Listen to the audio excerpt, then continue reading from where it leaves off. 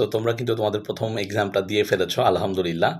এখন তোমাদের বাংলা দ্বিতীয় পত্র এক্সামের জন্য প্রস্তুতি নেওয়ার পালা। আমি জানি তোমরা অনেকেই অনেক মেসেজ দিচ্ছ যে কিছু কিছু বোর্ডে এমসিকিউটা একটু কঠিন হয়েছে, আবার কিছু কিছু বোর্ডে সিকিউ এমন সব উদ্দীপক দিয়ে দিয়েছে যেগুলো একটু ক্রিটিক্যাল ছিল, বাট এমন না যে পারার মতো ছিল না।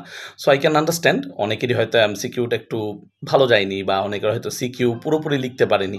এই ব্যাপারগুলো একটু মাথায় তোমাদের এখন একটু গল্প বলি। সেটা হচ্ছে যে আমি যখন এইচএসসি এক্সাম দিই, তখন আনফর্চুনেটলি আমিও বাংলা প্রথম পত্র পরীক্ষার দিন আমাদের ৬টা করে সৃজনশীল ছিল। আমি ৬টা সৃজনশীলের সবগুলো লিখতে পারিনি।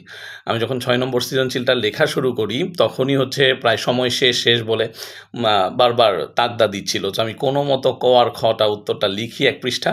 যেই না আমি গ উত্তর করতে যাই, ১ লাইন লিখবো, তখনই হচ্ছে আসলে খাতাটা নিয়ে যাওয়া হয়।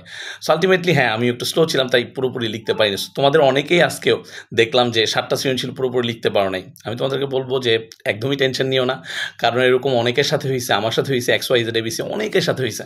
তুমি চাইলেই বাংলা দ্বিতীয় পত্র পরীক্ষায় ভালো মার্কস উঠিয়ে প্লাস পেয়ে যেতে পারো। আমিও সেটা পেয়েছিলাম আলহামদুলিল্লাহ। সো তুমি যদি একটু মনোযোগ দাও, বাংলা দ্বিতীয় পত্রের গ্রামার সাইটগুলো, একটু রিটেন সাইটগুলো একটু ভালো করে দেখো, কীভাবে লিখলে নাম্বার আনা যায়, সেই কৌশলগুলো নিয়ে একটু নিজের ভিতরে নিজে আলোচনা করো এবং একটু হাতে কলমে ট্রাই করো, আমার বিশ্বাস তুমি অবশ্যই ভালো করবে। তোমার বাংলা প্রথম পত্র পরীক্ষার যে একটা টেনশন, এটা তোমার চলে যাবে সেকেন্ড পেপার পরীক্ষা দেওয়ার পরপরই। আমারও চলে গিয়েছিল। আমিও তোমাদের মতো এমন সময়টায় বাংলা প্রথম পত্র পরীক্ষা দিয়ে এসে খুবই টেনশনে ছিলাম।